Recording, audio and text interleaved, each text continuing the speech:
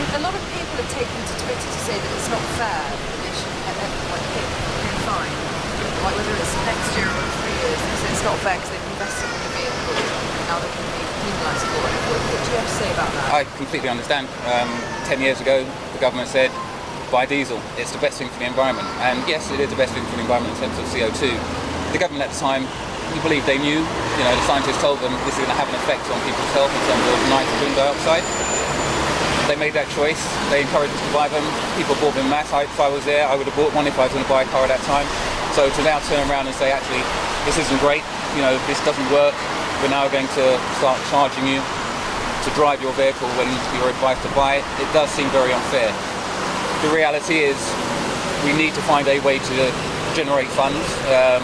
The government aren't going to pay for a diesel scrappage scheme. They're trying to ask them to, but it's unlikely they're going to.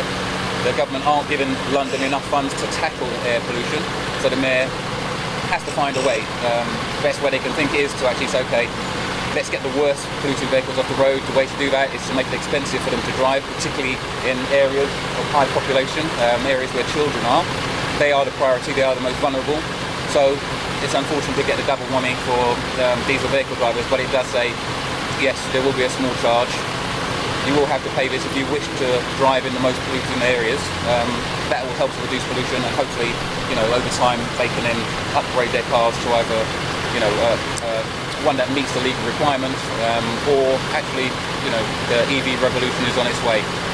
I think what we'd really hope altogether is to actually say, well, do we have to use cars? In a city, we have buses, we have tubes, we have trains. A lot of the journeys are so short they could be walked. We have alternative ways to get on a school run, for instance, like a cargo bike or an e-cargo bike, and put your kids in the front of those, strap them in, make sure they're nice and safe, and make your way to school, especially for things like the school run. Obviously for longer journeys, then we have to look at alternatives, and then we have to say, well, public transport, if you have to drive, and you have to drive a diesel vehicle, then again, it's can you drive it in the least polluting way? So when they're accelerating and braking, they're generating so much emissions that we're just really by saying, well, we have to do more to try and minimise their pollution.